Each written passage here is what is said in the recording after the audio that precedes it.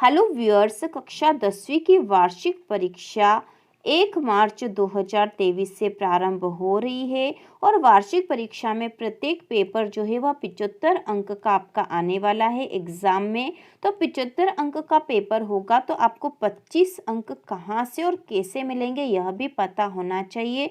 आपकी मूल्यांकन व्यवस्था क्या है यह भी आपको समझ होनी चाहिए, जिससे कि आपको पता रहे कि इन 75 अंकों में से आप कितने अंक लाओगे कि आप पास हो जाओगे। तो शुरू करते हैं। आज का वीडियो इसी पे है कि आप पास कितने अंक पे हो जाओगे। 75 अंक में से आप कितने अंक लेके आओ कि आप पास हो जाओ।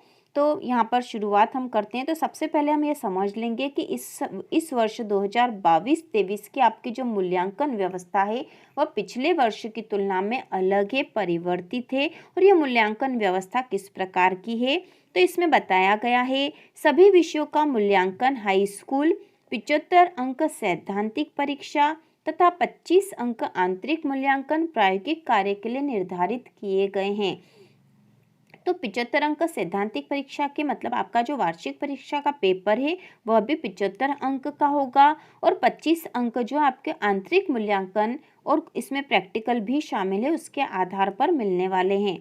तो यहाँ पे जो आपकी प्रायोगिक या प्रैक्टिकल जो परीक्षा है वह केवल विज्ञान विषय के लिए ही होगी। तो यहाँ दिया हुआ भी है प्रायोगिक विषय विज्ञान है तो प्रैक्टिकल एग्जाम केवल विज्ञान में होगी। और विज्ञान में इस आधार पर प्रैक्टिकल के आधार पर कितने अंक प्राप्त होंगे तो इसमें भी 75 अंक सैद्धांतिक परीक्षा मतलब आपका जो पेपर होगा वार्षिक का वह 75 अंक का होगा और 25 अंक आंतरिक मूल्यांकन के होंगे। तो आंतरिक मूल्यांकन में भी अंकों का विभाजन किया गया है। ठीक है, इसमें भी प्रायोगिक परीक्षा मतलब आपकी जो प्रैक्टिकल एग्जाम होगी या जो हो चुकी है एग्जाम में अभी आपकी स्कूल में जो हो चुकी है उसमें आपको 15 अंक अधिकतम प्राप्त होंगे। अधिकतम 15 अंक की वह एग्जाम थी। इसके बाद त्रैमासिक परीक्षा 5 अंक और अर्धवार्षिक परीक्षा 5 अंक। तो आपको जो प्रैक्टिकल एग्जाम हुई उसमें से कुल 15 अंक ही मिलेंगे। 5 अंक आपके त्रैमासिक परीक्षा के आधार पे जुड़ेंगे और 5 अंक अर्धवार्षिक के आधार पे जुड़ेंगे।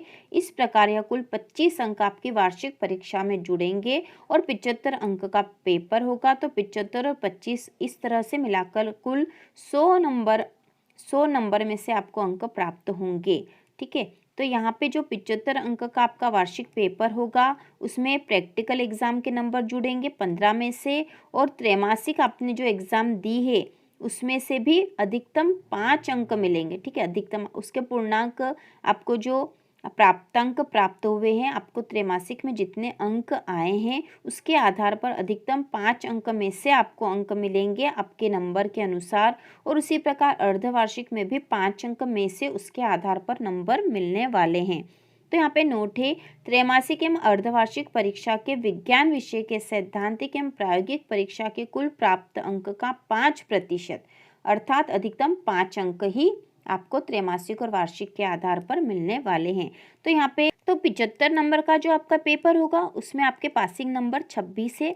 26 नंबर में आप पास हो जाओगे और वार्षिक परीक्षा में आपको 100 नंबर के आधार पर नंबर मिलेंगे तो 100 में से 33 नंबर लाना अनिवार्य है। तो जो आपकी प्रैक्टिकल एग्जाम होगी उसमें भी पास होना जरूरी है। और आपके त्रैमासिक और अर्धवार्षिक के 5-5 में से कुल अंक प्राप्त होंगे। मतलब यदि आप पूरे में से पूरे अंक लाए थे त्रैमासिक या अर्धवार्षिक में तो 5 में से 5 मिलेंगे और यदि कम लाए थे तो 5 के आधार पे अंक जुड़ के यहाँ पे इससे भी कम मिलने वाले हैं। और यहाँ हमें टोटल इन सबको मिला के कुल 33 नंबर लाना है जिससे कि हम पास हो जाएं। तो इस प्रकार से आपको तैयारी करनी है। इसके साथ ही ये भी समझना जरूरी है कि 75 अंक का जो पेपर होगा इसमें भी हमें लगभग 26 नंबर लाना अनिवार्य है तो ही हम इस 75 में भी पास कहलाएंगे। इसके बाद हम देखेंगे अन्य विषयों हेतु। तो अन्य विषयों का भी मूल्यांकन इसी प्रकार से होगा। 75 अंक सैद्धांतिक परीक्षा के हैं, 25 अंक आंतरिक मूल्यांकन के हैं। तो यहाँ पे जो बाकी विषयों में प्रैक्टिकल एग्जाम नहीं होगी तो उसमें प्रोजेक्ट वर्क है। ठीक है, आपने भी प्रोजेक्ट वर्क अपने स्कूल में करा होगा, जमा करवाना था ये। आंतरिक मूल्यांकन का अंक विभाजन है, प्रोजेक्ट के 15 अंक है, त्रैमासिक परीक्षा के 5 अंक और अर्धवार्षिक के 5 अंक इसी प्रकार से हैं। त्रैमासिक व अर्धवार्षिक परीक्षा के विषयवार सैद्धांतिक एवं प्रोजेक्ट के कुल प्राप्त अंक का 5% अर्थात अधिकतम 5 अंक।